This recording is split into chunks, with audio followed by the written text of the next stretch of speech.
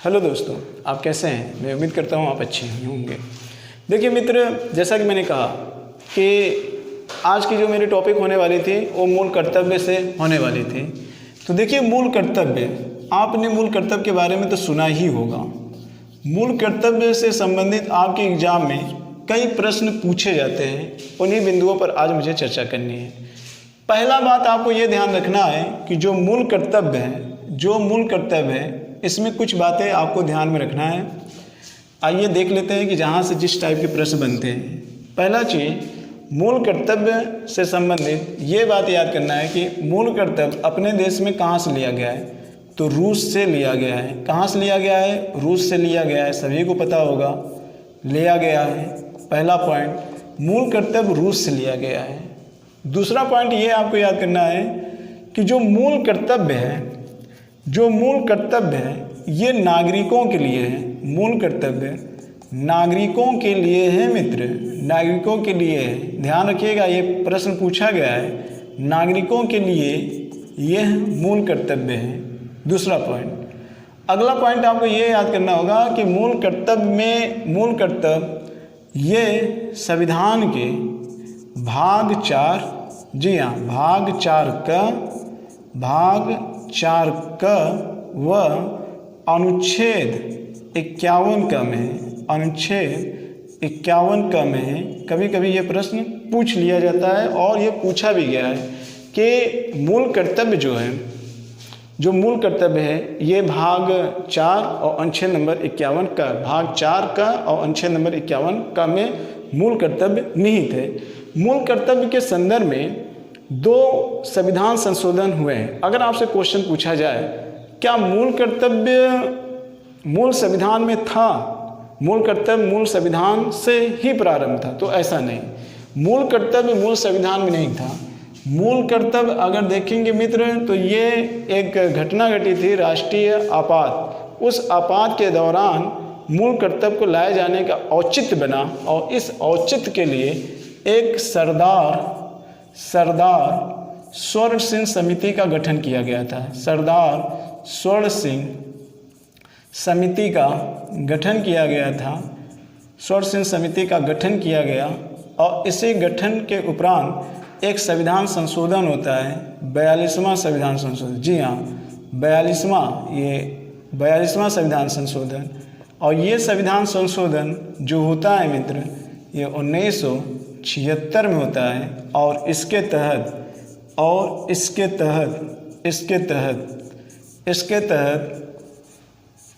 10 मौलिक कर्तव्य बताए गए हैं। 10 मौलिक कर्तव्य बताए गए नागरिकों के लिए। ध्यान से सुनिएगा, 10 मौलिक कर्तव्य बताए गए नागरिकों के लिए। बताए गए किसके लिए? नागरिकों के लिए कुल 10 मौलिक कर्तव्य बताए गए हैं। इस चीज़ को ध्यान में रखिएगा, अभी हम उसकी चर्चा करेंगे। आगे जब हम बढ़ते हैं तो एक चीज़ और ध्यान में रखिएगा। वर्तमान में अगर आपसे कोई पूछे तो 2-3 चीज़ें ध्यान रखिएगा। वर्तमान में आगे चलकर आप देखिए 86वें संविधान संशोधन के तहत 86वें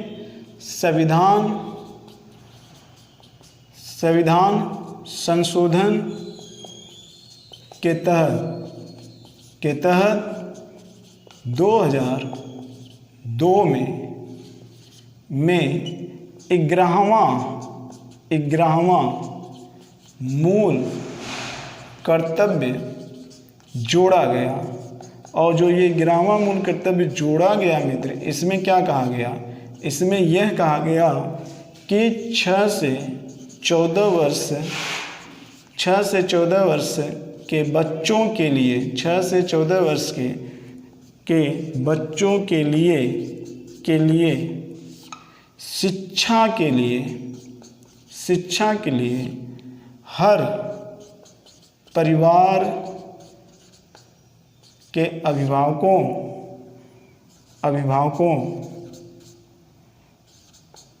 का दायित्व होगा 6 से 14 वर्ष के बच्चों के लिए शिक्षा प्रेरित करने के लिए, यहाँ पे लिख लीजिएगा, प्रेरित करने के लिए हर अभिभावकों का दायित्व होगा। ये 86वें संविधान संशोधन के तहत 2002 में ये जोड़ा गया था। कब जोड़ा गया था मित्र?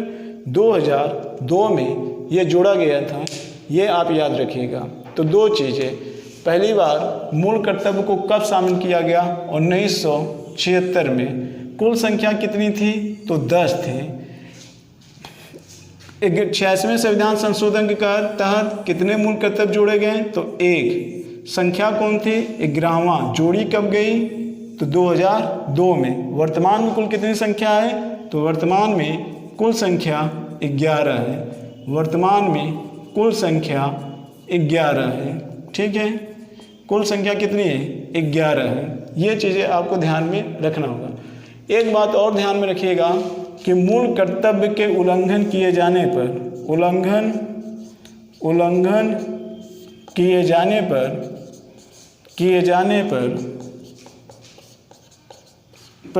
संविधान में कोई दंड का प्रावधान नहीं है। संविधान किए जाने पर संविधान में कोई प्रावधान नहीं है। ये थोड़ा सा आप ध्यान में रखिएगा, कोई प्रावधान नहीं है। क्लियर? तो ये कुछ बेसिक चीज़ें हो गई जो आपको याद करना है। अब आते हैं, देखते हैं कि आखिर में वो 11 मौलिक कर्तव्य कौन कौन से हैं। तो जो 11 मौलिक कर्तव्य हैं वो कौन से हैं? अब इसको मिटा दें पहले, फिर उसके बाद यहाँ पे चर्चा करते हैं। देखिए मित्र, जो 11 मौलिक कर्तव्य हैं उसमें आपको लाइन टू लाइन याद करने की कोई आवश्यकता तो नहीं है। ठीक है, आपको बस इस शब्दों पे ध्यान देना है। कौन कौन से शब्द हैं? तो देखिए, पहला मूल कर्तव्य किसके बारे में बात करता है? पहला मूल कर्तव्य, इसमें यह पहला शब्द कहा गया है कि आप लोगों को संविधान का पालन करना चाहिए। उसमें जो आदर्श शब्द कहे गए हैं उसका पालन करना चाहिए। इसके अलावा जो राष्ट्रगान है, जो राष्ट्रगान और राष्ट्रध्वज है, राष्ट्रध्वज इसके प्रति क्या होना चाहिए? सम्मान होना चाहिए। क्लियर? और दूसरा क्या कहा गया है? दूसरा इसमें ये कहा गया है मित्र, ध्यान से सुनिएगा, स्वतंत्रता आंदोलन के दौरान, स्वतंत्रता आंदोलन के दौरान जो आदर्श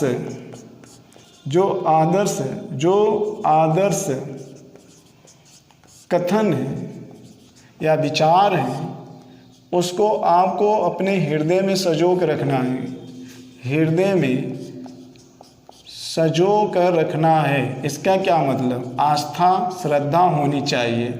क्योंकि अगर वो लोग देश के आज़ादी के लिए नहीं लड़ते तो अंग्रेज इतने आसानी से देश को छोड़कर भागने वाले नहीं थे। अगला इसमें यह है कि आप जो तीसरा पार्ट इसमें है, तीसरा पार्ट है कि आपको अपने देश की जो एकता है, जो देश की एकता है या जो संप्रभुता है, देश की संप्रभुता, एकता और अखंडता, इसकी रक्षा करने का दायित्व है। इसकी रक्षा करने का क्या है? आपका दायित्व है। चौथा आपको ध्यान में रखना है कि आप लोगों को एक तरीके से देश के आह्वान किए जाने पर, जी हाँ, देश के आह्वान किए जाने पर, देश के आह्वान किए जाने पर सेवा के लिए तत्पर होना होगा। सेवा के लिए क्या होना होगा? तत्पर्य होना होगा। ठीक है मित्र, ये आपको याद करना होगा। आगे हम देख लेते हैं नेक्स्ट पांचवा देख लेते हैं। ठीक है, पांचवा। अब पांचवा में क्या है? पांचवा में भी कुछ जो के शब्द है वो याद करिएगा।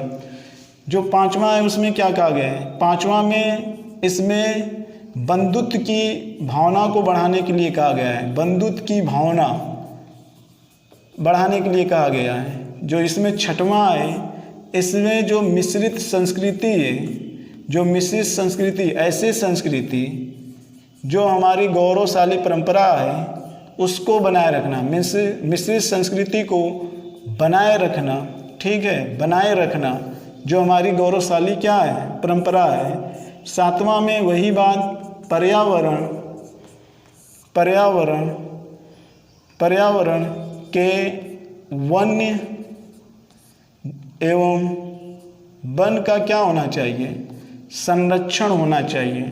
झील, नदी, तालाब, ब्रिज, ये सारे का क्या होना चाहिए, संरक्षण होना चाहिए।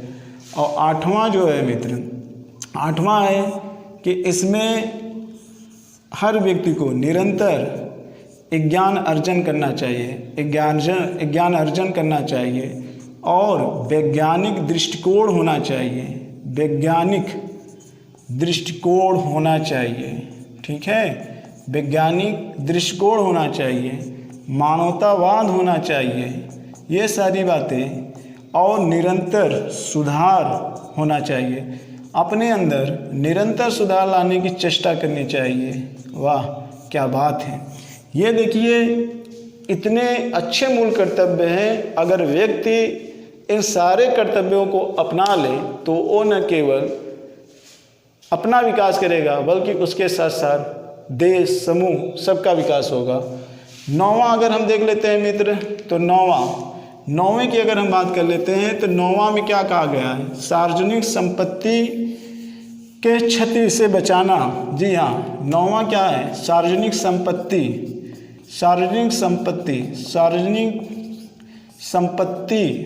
जो संपत्ति है उसकी सुरक्षा करना हर नागरिक का दायित्व है।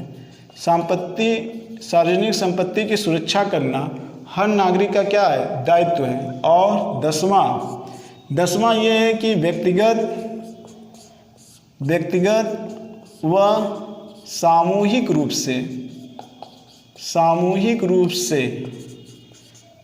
से निरंतर उत्कर्ष की ओर बढ़ना चाहिए, तो इसमें 2 शब्द, व्यक्तिगत और सामूहिक रूप से निरंतर उत्कर्ष की ओर बढ़ना चाहिए। क्लियर, ये थोड़ा सा ध्यान में रखिएगा। और 11वां मूल कर्तव्य अभी मैंने आपको बताया कि 6 से 14 वर्ष के बच्चों के लिए शिक्षा के लिए प्रेरित किया जाना हर अभिभावक का क्या होगा, कर्तव्य होगा। ठीक है मित्र, तो इस तरीके से आपने देखा कि मूल कर्तव्य में कुल 11 मूल कर्तव्य बताए गए हैं, जिसको हमने क्रमशः, ध्यान रखिएगा, जो भी मैंने मूल कर्तव्य यहाँ पर चर्चा किया है वो क्रमशः है। तो आपके एग्जाम में कभी कभी क्रमशः पूछ देगा, या तो पूछ देगा बंधुत्व की भावना प्रस्तावना में कही गई है। ये चीज़ें आप थोड़ा सा यहाँ पे ध्यान में रखिएगा। और इसके अलावा जो मूल कर्तव्य 7वां है उसका संबंध अनुच्छेद नंबर 48 क से है। और एक चीज़ ध्यान रखिएगा मित्र कि मूल कर्तव्य में पहले मूल कर्तव्य में राष्ट्रध्वज, राष्ट्रगान की बात की गई है, लेकिन राष्ट्रगीत की बात नहीं की गई है। एक बार एग्जाम में आपसे ये प्रश्न पूछा गया है कि निम्नलिखित मूल कर्तव्यों में किसकी बात नहीं की गई है, उसमें ऑप्शन राष्ट्रध्वज, राष्ट्रगान और राष्ट्रगीत था। तो ध्यान रखिएगा इनमें राष्ट्रगीत को शामिल नहीं किया गया था। ठीक है मित्र, तो ये जो वीडियो था ये बहुत छोटा सा वीडियो था मूल कर्तव्य, और मैं उम्मीद करता हूँ कि ये वीडियो आपको समझ में आया भी होगा। ठीक है, तो जो फैक्ट क्वेश्चन है उसकी चर्चा हम कर देते हैं।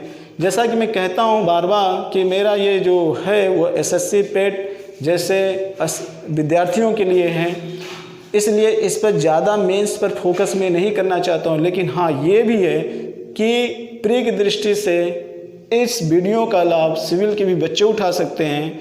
और यहाँ तक कि मैं एसएससी को कॉन्सेप्ट करने के लिए जो 20% बेमर्स की चर्चा करनी चाहिए वो भी मैं कर देता हूँ। ठीक है, मैं YouTube पर बहुत ज़्यादा लंबा वीडियो नहीं खींचना चाहता हूँ, इसलिए मैं छोटे छोटे पार्ट में वीडियो आपके सामने उपस्थित कर रहा हूँ, और वो अपने आप में एक पूरी टॉपिक होती है।